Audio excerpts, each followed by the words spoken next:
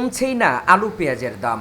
আমদানির খবরেও তেমন পরিবর্তন হচ্ছে না বাজারে। সিন্ডিকেট নয়, উৎপাদন স্বল্পতা ও কৃষক কমে যাওয়াকেই দায়ী করলেন আলু পেঁয়াজ ব্যবসায়ীরা। তারা বলছেন, পেঁয়াজ ও আলুর উৎপাদনে খরচ বেড়েছে, রয়েছে মধ্যস্বত্বভোগীদের দৌরাত্ম্য।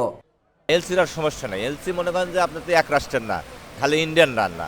আপনার মিশর আছে, আপনার চায়না আছে, বার্মা আছে, অনেক রাষ্ট্রের পেঁয়াজ আইছে, এই জন্যই দামটা কমে গেছে অনেক। আর আপনার এখনও এই পুরনো পেঁয়াজ মনে করেন যে 1 মাস খানেক থাকবে, নতুন এসে গেলে দামটা কমে যাবে। মেন সমস্যা হলো কিনা, আমরা যতই এখানে বসেই করি যে এত দাম কেন। আমাদের এই বাংলাদেশের জমির কিন্তু অভাব নেই, কিন্তু কৃষকের হলে অভাব। কৃষক যে 1 বিঘে বা 2 বিঘে 5 বিঘে জমি আবাদ করবি, সেই লোকটা নাই। যথেষ্ট পরিমাণ জমি আছে, ফসল করার লোক নাই, কাজের লোক নাই। সব বলে আমরা খালি বসে বসে খালি এখানে পণ্ডিতগিরি করি যে এত দাম কেন। কিন্তু জন্মাবিটা কেনা, এই লোকটা নাই, এই শ্রমিকটা নাই, এই কৃষকটা নাই। আপনার 1 বিঘে জমি আবাদ করতে এবার মনে করেন যে এই মুড়িকাটা এই পিসটা লাগাইছে 1 লক্ষ টাকা খরচ হয়েছে। আলুত মনে করেন যে 60,000 টাকা খরচ হবে। তাহলে এখন হিসেব করেন, একটা লোক পাওয়া যায় না যে আমি এই জিনিসটা এই লোক লাগাবো। এই কৃষক 10 বিঘে জমি আবাদ করলে কাজ করার লোক পাওয়া যায় না। সব লোক ঢাকার শহরে এসে রিক্সা চালাতেছে, ভ্যান চালাতেছে, বিভিন্ন কাজ মাছ করে খাচ্ছে, কিন্তু শ্রমিক নাই দেশে। এই জন্য আমার দেশে এই সংকট। প্রাকৃতিক দুর্যোগের জন্য 1 মাস পাস হয়ে গেছে। যে পেঁয়াজটা আসতো, আলুটা আসতো বর্তমানে নভেম্বর 1 তারিখে, এটা আসবে ডিসেম্বর 1 তারিখে। এই জন্য প্রাকৃতিক বৃষ্টির জন্য 1 মাস পিছিয়ে গেছে। আলু বুনতে পারেনি, আলু পচে গেছে। ঠিক পেঁয়াজেরই একই অবস্থা, 1 মাস পাস হয়ে গেছে। আর আমাদের চাহিদা হলো 10 মণ, কিন্তু আমরা পাই মাত্র 2 মণ। এই 8 মণ মেকআপ করতে গেলে তো দাম বাড়বই। আমি খামো হইলো 1 পা, আমি বাজারে কিনলে তো আমাকে 1 পাই কিনতে হবে। কিন্তু যদি আমি আজকে কিনতে যাই তো দাম বাড়বো। রাজনীতি বরফ তো অবশ্যই আছে। আমাকে টাকা পয়সা তো সব লয়ে গেছে চুরি কইরা। এইটা যদি আমার পকেটে থাকতো, আমার কোনো কষ্ট হতো না। ওই আলু 60 টাকা কি 80 টাকা সমস্যা, যদি আমার টাকা থাকতো। সব টাকা তো পকেট ছাইড়ে লয়ে গেছে হাসিনায়। সরকার পারবো, সরকার চেষ্টা করলে পারবো। পারবো সরকারে যে টাকাগুলি চুরি করে লয়ে গেছে, এগুলি বাংলাদেশে আনলে সরকারি রাজকোষে জমা হইলে দেশে উন্নয়ন হবে, পাবলিকের পকেটে টাকা থাকবে, বাজার বাড়লে আমাদের সমস্যা হবে না। আগের তুলনায় কেজিতে দেশি পেঁয়াজের দাম 10 থেকে 15 টাকা কমেছে বলেও জানিয়েছেন ব্যবসায়ীরা। পেঁয়াজের দাম তো কমছে।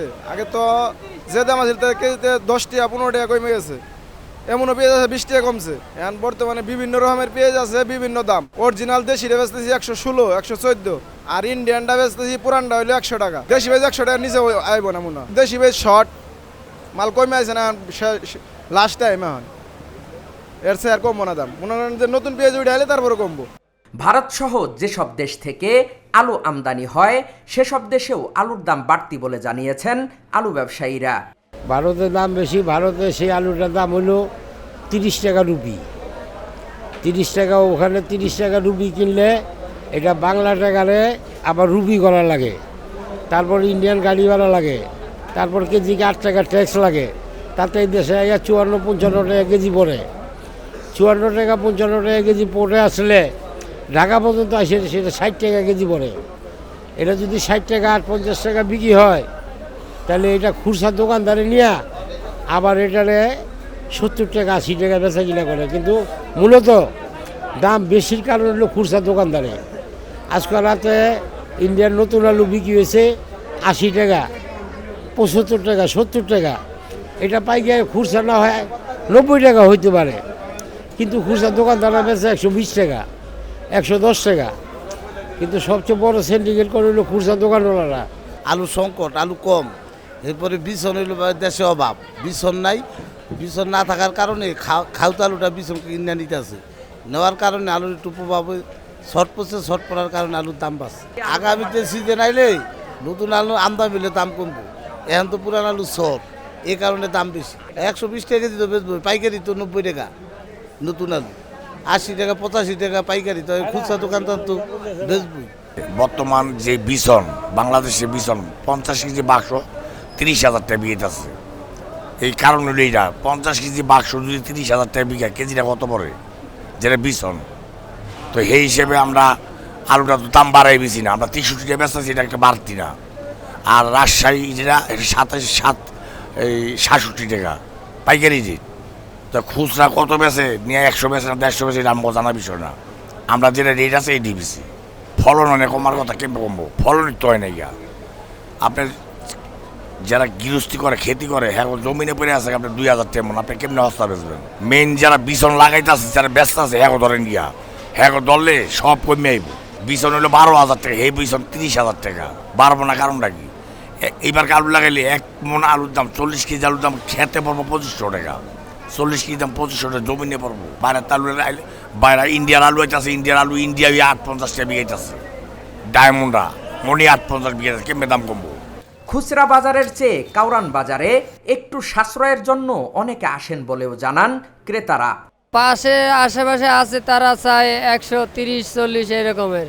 এই জন্য রামপুরা থেকে হাইটে এসে কারণ বাজার যাতে 80 টাকা 85 টাকা করে কেনা যায়। এই জন্য দাম কমলে আমাকে পক্ষে ভালো, গরিব মানুষ, কারণ 1 কেজি পেঁয়াজ দিয়ে যদি আমরা 2 দিন 3 দিন চলতে পারি, 50-60 টাকা কিনতে পারি, তাহলে আমাকে সুবিধা হয়। 5 কেজি আলু নিলাম, 5 কেজি আলু নিলাম আপনার এই 360 টাকা দিয়ে।